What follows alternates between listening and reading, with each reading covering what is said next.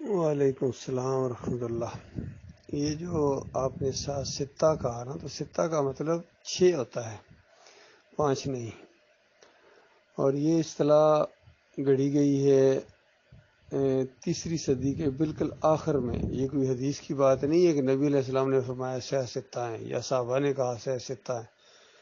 یہ 3ری صدی کے بالکل آخر میں، چونکہ ابن ماجہ 295 میں مرے ہیں اور ابن ماجہ بھی اس میں شامل ہے ستہ میں، تو یہ انہی شیعوں کی اصطلاح ہے تاکہ سب چیزوں کو آپس میں مکس کر کے کھچڑی بنا دی جائے، حق اور باطل کو مکس کر کے پیش کیا جائے۔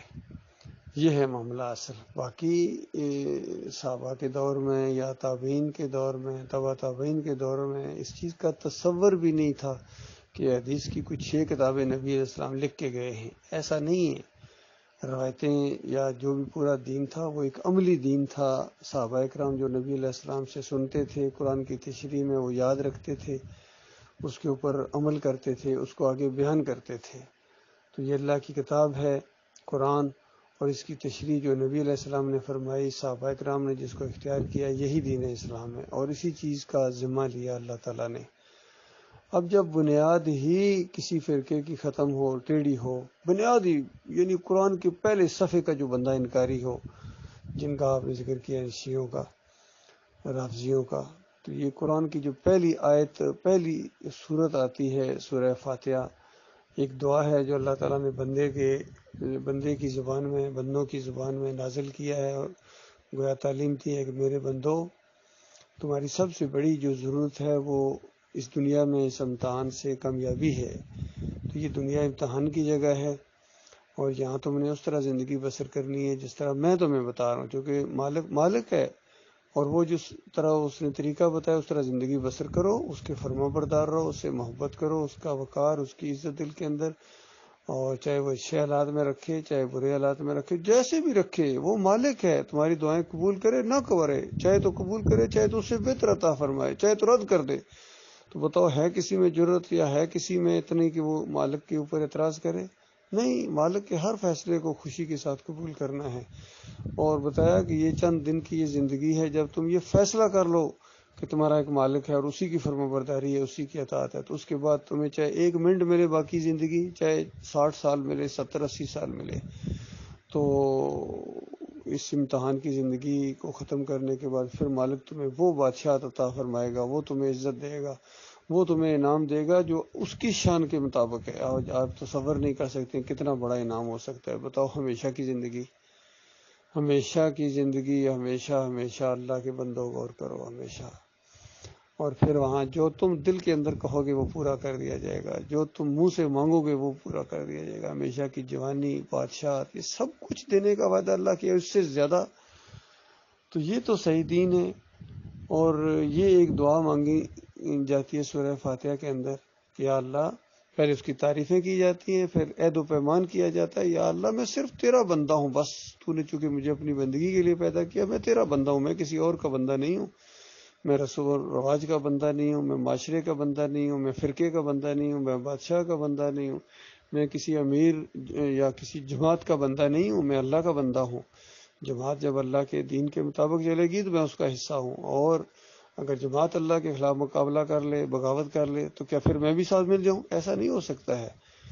تو یہ ان رافضیوں نے پہلی صورت کے پہلے صفحے کا انکار کر دیا، بنیادی کو نہیں ان کی۔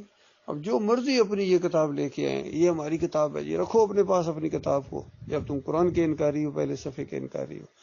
یہی حال بریلویوں کا ہے، ہر ایک کے پاس کتاب ہے، کسی کے پاس فیضان سنت ہے، کسی کے پاس تبلیغی نصاب ہے، تبلیغی جماعت ہے، کسی کے پاس ملفوظات ہیں، کسی کے پاس صوفیوں کی کتابیں ہیں، انفاس العارفین ہے، کسی کے پاس حجت اللہ البالغہ ہے، اور خطوط ہیں ان کے آپس میں، غنیت الطالبین ہے، فیوز یزدانی ہے، اور ہر ایک کی اپنی انہوں نے لکھی ہوئی نسخہ کیمیا ہے کسی کے پاس۔ تو اب بتائیے کیا کریں، کہاں رکھیں ان کو جا کے؟ لائبریریاں بھری ہوئی ہیں، اردو بازار بھرے ہوئے ان کتابوں کے، ساری کتابیں انہوں نے لکھی ہیں اللہ کی کتاب کا مقابلہ کرنے کے لیے۔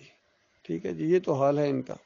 باقی جو سیاستہ میں نے پہلے کہا ہے کہ اس کے اندر بھی یعنی صحیح روایتیں بھی ہیں اور غلط بھی ہیں ان کے اندر، انہی کے اندر ہے، چاہے وہ ابن ماجہ ہو، نسائی ہو، ترمذی میں بھی، اور دوسری چیزوں میں ابو داؤد یا اس طرح کی جو چیزیں ہیں، ان میں کتنی ایسی چیزیں ہیں جو قرآن کے خلاف بھی ہیں اور صحیح حدیث کے خلاف بھی ہیں۔ باقی امام بخاری رحمۃ اللہ علیہ کا ایک بڑا معیار ہے، اللہ تعالیٰ نے ان سے دین کا کام لیا ہے، ان کی جو تفسیر ہے قرآن کی وہ بہترین تفسیر ہے، اور کوئی ایسی روایت نہیں ہے جو قرآن کے خلاف ہو، یا کوئی ایسی روایت نہیں ہے جس کی تعویل نہ کی جا سکے، جس کو قرآن کے تابع نہ کیا جا سکے یا صحیح حدیث کے تابع نہ کیا جا سکے۔